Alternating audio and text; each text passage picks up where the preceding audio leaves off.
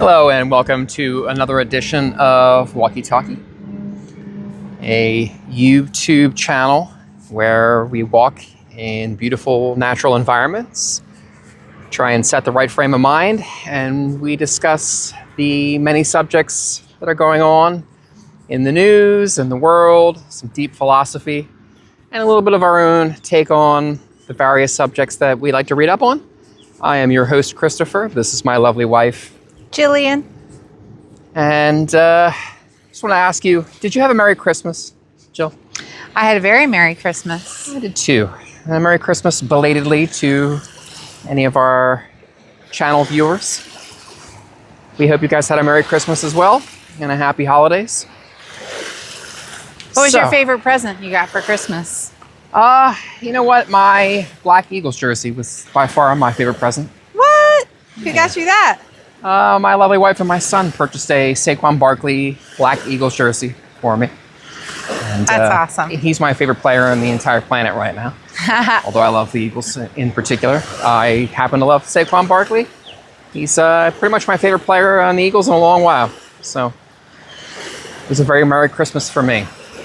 We are currently walking on the lovely Dunedin Causeway in Dunedin, Florida. And today we're going to discuss the subject of Matt Gaetz. We're going to call this one Enemy at the Gates. So this Matt Gaetz guy, he's kind of a firebrand and he's a polarizing political figure for sure. All right. And I want to start off this little speech by saying I want the truth to come out about everyone and everything. So people who are doing naughty things, they've been on Santa's naughty list, I want them to be exposed. Now, the real problem I have is the manner in which Matt Gaetz is being attacked and exposed. There's a particular pattern forming that I've seen multiple times. And I decided to do a little bit of digging into the House Ethics Committee, they're called, and how this stuff functions, because I keep seeing it pop up where there's these ethics committees. There was one for the Russia collaboration, there was one for January 6th, and now they have a similar one for Matt Gaetz. So, did some looking into all of this, and I happened to stumble across a video in 2017 from Nancy Pelosi, who's pretty infamous in Congress right now, talking about something called a wrap-up smear. So, a wrap-up smear, essentially, is, and Nancy explains this, if you'd like to do a little YouTubing, use the hashtag wrap-up smear or Rumble or any other program you'd like to watch it on. She'll explain it as well. But here's a nice, succinct summary for you. Idea number one is start a rumor about someone. You know, Trump is a Russian asset, for example. And then the news will pick it up, the news media, and they will talk about it in multiple articles. It'll become a part of the social consciousness. And then everyone's speaking about it. The government steps in to act on this particular subject. They typically form something called a House Ethics Committee, which we'll get into in a minute. And what they do is they do an investigation and they come up with some type of finding and they use it to, you know, punish or condemn someone. And that's the beginning to the end of what a wrap-up smear is. So, I want to start one more time. I want to say, Matt Gaetz did come out and say he was a young partier and womanizer. I think because he was trying to stay out of the limelight and not be a smear on Donald Trump's administration in the very, very beginning of all this. So we are uncertain as to the culpability of Matt Gaetz. And that's something I'd actually like to get into when we summarize all of this is, what we can do to solve this problem, how we can prove the truth, and how we can follow the Constitution and have some type of justice in this country. But it's not some type of political thing that bothers me. This kind of witch hunt seems like it's been going on, and it goes both ways. And I just feel like it's kind of unjust. It's kind of like a court of the public, like public opinion, without actually having the constitutional right to defend yourself and to be judged by a jury of your peers, which is, our constitutional right to face your accuser and so on and so forth. So these ethics committees don't have that, and I find that to be very, very problematic. So the ethics committee. I decided to do a little bit of investigation into the ethics committee to see if they would have any type of political bias. So Rep. Matt Gaetz has been saying that they're politically biased, so I decided to take a look into it. And these committees are formed where, to maintain the illusion, in my humble opinion, that they are a non-biased entity acting in the interest of the law without any kind of bias, they like to hire typically a team of 10 congressmen or senators, and those will be 5 Democrats and 5 Republicans. So it's not a far stretch to say that Matt Gaetz is not very well liked by the Democrats. Wouldn't you agree? Yes. I mean, can you think of a few things that might infuriate them about him? I mean, he's MAGA through and through. He's obviously like a firebrand that way. So Matt Gaetz is obviously not well liked by the Democrat Party. And you could argue that the partiality of it, or the impartiality of it, would be determined by the Republicans on that list, right? Well, it's complicated. So Matt Gaetz has been on and off in battles with a gentleman by the name of Mike McCarthy. That name might ring a bell to you, where you've seen him pop up in the public eye before. You may have heard about him having a battle for his station in the House, where he was simply ousted by Matt Gaetz. So there's already a group of Republicans who were allies of Mike McCarthy who really are quite angry at him. In fact, you could say that they're angry enough that they might want some form of revenge. So I did some reading on the 5 people that were involved there. And I found that each and every single one of them, up here? Where? Each and every single one of them were an ally of Mike McCarthy, voted for Mike McCarthy to be put in, and then voted when Matt Gaetz was attempting to remove him against that action. So, in the field of impartiality, it's very difficult to see as though a group of people whose ally was just ousted by the guy they're investigating, that they could maintain impartiality in this regard. Would you agree with me on that? I mean, seems that way. Yeah. I mean, I think it's fair to say that there might be some form of loose bias going on there that wouldn't stand in an actual court. And this is kind of the problem we're talking about, the sum error problem. So they maintain this idea that there is impartiality by putting both groups in, although they get people who have a gripe out for the person in both sides, right?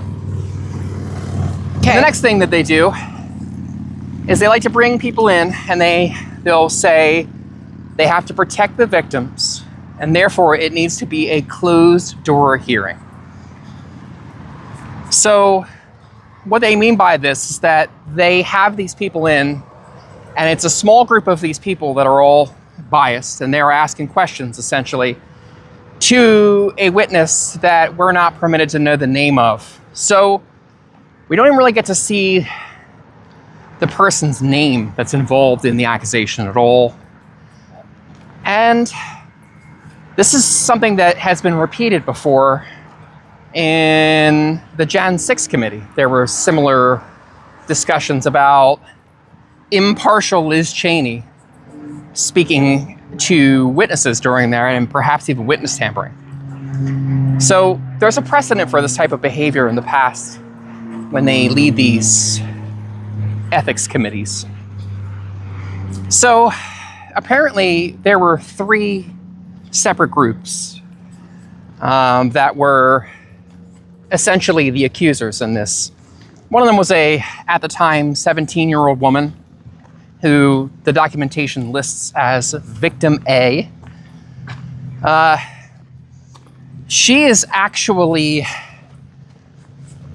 the Department of Justice and the police have made statements about her statements themselves when she was asked questions by them, that there was inadequate information to be able to prosecute Matt Gaetz with it. And they questioned her testimony, was what the police and the Department of Justice have stated. Both of which, mind you, will not charge Matt Gaetz with crimes for that very reason.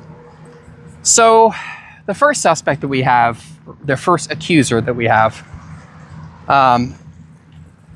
basically is unable to speak in a court of law. The state wouldn't even try it, the Department of Justice or the Florida police, because they don't believe that they have a case. They don't have anything to put him in a jury where he would be prosecuted. So I find that to be intriguing, that this first person here seems like she's not an adequate enough witness to be able to actually pursue a criminal trial. The second gentleman was someone that Matt Gaetz knew when he was young, by the name of, I think his name is Greenwood. And I've been doing some research on him. He is the most egregious one out of all these accusers here. This guy was a tax collector in Florida for a while, was accused of and convicted of bribes and intimidating and attacking other political campaigns.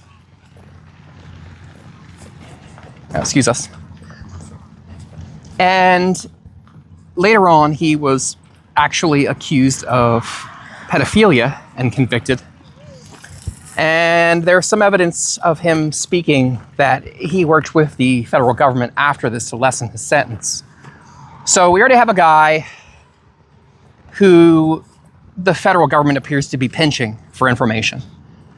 And he's already been accused of falsehoods towards other political opponents. So he has a precedent for doing this stuff.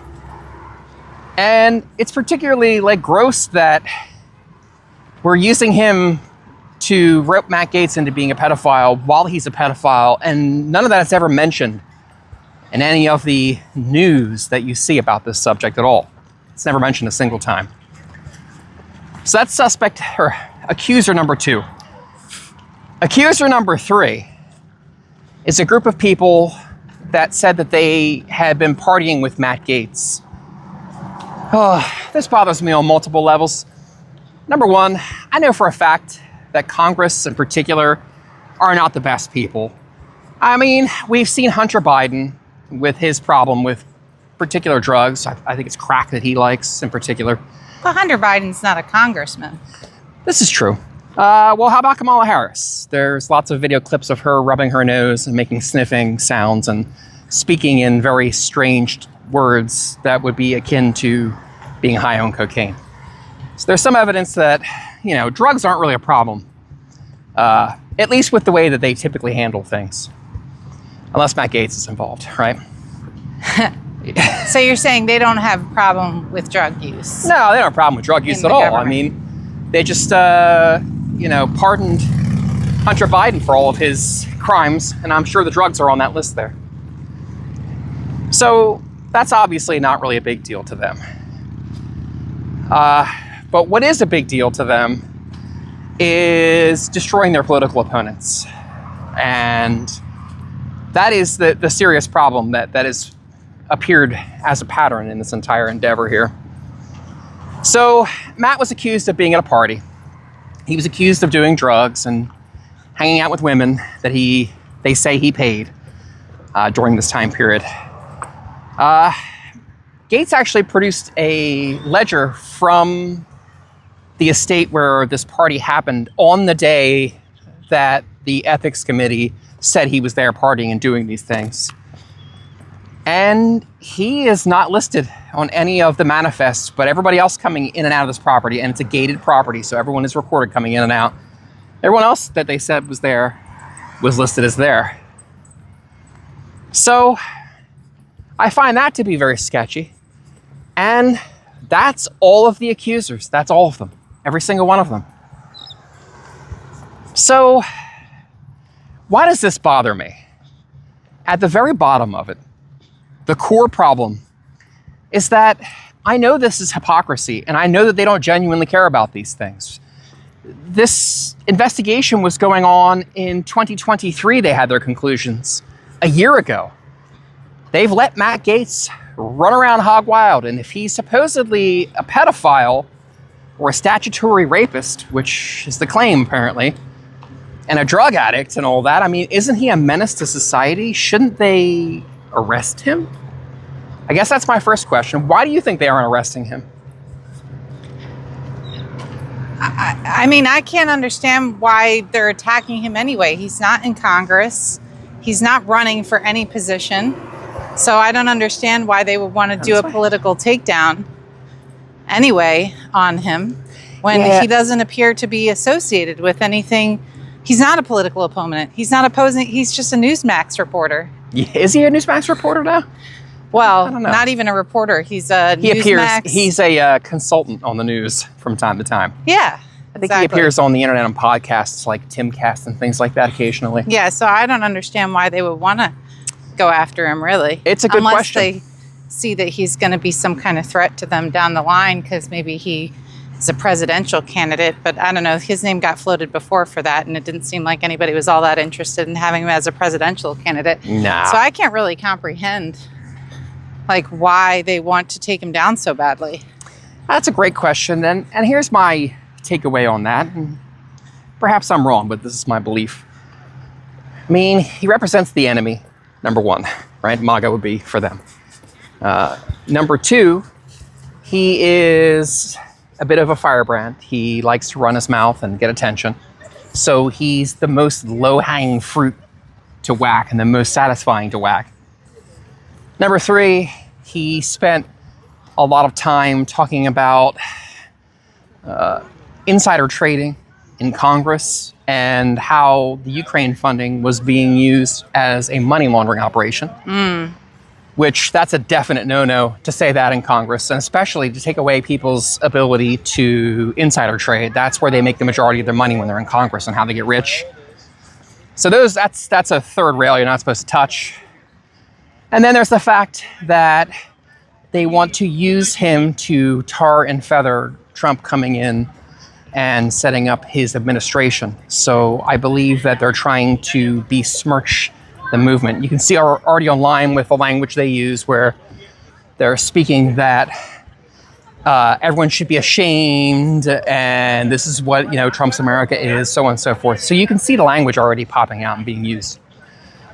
So that's my belief on why he was targeted. He's also out of the politics scene. He made a complaint that when they filed this, that he was no longer a congressman anymore and they don't have jurisdiction over him, which technically by the law, that's correct. Well, they did the committee hearings happened while he was still in Congress. That's correct. So you're saying when they released it. Right, they waited a year later to release it after they'd already done the committee, yes. And he was no longer a congressman at that time. They disagreed. He actually put out a lawsuit to try to get them to stop because he said they were defaming him. And just like Trump, when those things happened to him, he tried to not cooperate with them. And then they used that this time to put things in late into the game that he didn't have a chance to refute. So, again, they're playing political games. That's what it feels like to me. So what I really want to know is if they care so much about these ethics problems, right, then why do we have an $18.6 million fund that Congress can tap into to protect themselves as hush money for accusations? Because that's a thing that was released a few years ago that everyone's quite aware of. That just makes me think that there's a good bit of hypocrisy going on with this whole thing where, they seem like they're targeting someone politically. The timing makes me wary of that. the target makes me wary of that, and the method makes me wary of that. So it seems like there's a lot there. And if we are going to go after people for being immoral and unethical in Congress, I think you're going to find a lot of congressmen are going to be deposed pretty quickly. Like very, very quickly. And I'm pretty sure you agree with me on that. Well, I say let's bring everything to light. I totally agree with you. That's the last thing that I think I want to do talking today is say, maybe Matt Gaetz is gross. I want to know if that's true. We should have a hearing for him. I mean, these are criminal accusations, and they're saying they're correct Congresses in the record. So if that's the case, he should be forced to go to trial, and he should stand trial there. My money says that if that were to happen, it would be over embarrassingly fast in the court system, and they would lose. That's why they don't use the court system. Exactly. It's kind of what they're doing. They're, how do you describe it? They're using the court of public opinion to smear people and essentially giving it a government seal of approval by using these ethics committees and bypassing the court entirely. So really what they're doing is robbing him of his constitutional rights to a trial and accusing him of a crime that, he never committed. They don't have any proof of him committing it. They haven't convicted him of it. And what's worse is they get to continue calling him this name out in public, and it's probably he could probably sue them for defamation. I mean, that's definitely a possibility with all the stuff going on, and maybe he will. Maybe that's how this will end. So one way or the other. Yeah, I don't know about lawsuits for defamation. It seems like they only draw more attention to the whole scenario. Absolutely. And that's the problem, is usually it's a losing endeavor to attempt to fight back, because you end up spending all that money, and if you do manage to win, they'll print it on page 22 of the New York Times. No one will ever know it happened, period. Well, you're just spreading the rumor more by even suing against the defamation. Yeah, really. You kind of play into their game that way, don't you? Exactly. That's why they have you in a lose-lose situation. That's why you don't want to cooperate with them. And if you don't, they wait to the last minute to drop things in there that are something you would disagree with. So, let's summarize all of this. Hey, man. Hey. So let's summarize all of this. Why does this irritate me? This is a travesty of justice. It's an embarrassment. This is something that happens in third world countries where the ruling class persecutes their political opponents using the law and the edge of the law. And I find it really, it's disappointing to me. And I honestly think that we will never be able to institute reform as long as the ruling class has this tactic to use against us. It needs to be destroyed so that we can speak the truth and institute change in this country. So I want to know if Matt Gaetz is a bad guy. I really do. I want to know, and I want the court to see and hear him and them speak in accordance with our law, the way it was intended to be, so his rights aren't stripped away. And I want to know if he's a danger to other people, because if he is, I want him locked up, and I want him locked up a long time. That's how I feel about it. But maybe you all feel different. We hope you had a great and Merry Christmas. And we are looking forward to many more walks and talks with you. It was a good day on the Causeway. It was nice and sunny, but not too much. Yeah? Yeah, it's actually really hot today. I know, it's a bit warm. I've got jeans on. I know. I'm kind of regretting it. We probably needed flip-flops and shorts, yeah? Yep. So. Day after Christmas, all nice and warm. The day after Christmas. It's global warming, right? It is, absolutely. It needs to be warm a little bit more. All right. On behalf of Walkie-Talkie, I'm Christopher, and this is my lovely wife, Jillian. And we thank you for tuning in. If you liked our conversation, give us a thumbs up. Subscribe if you want to hear more of our madness and see more of the beautiful views we like to walk through. Make sure to leave a comment if you think that I'm a complete moron or that I'm onto something. And let us know how you feel. We love the feedback. All right, that's another one in the books. Let's say we love you guys. Thank you for listening. Look at this guy doing handstands there. Heck yeah. All right, we love you all. Have a great day.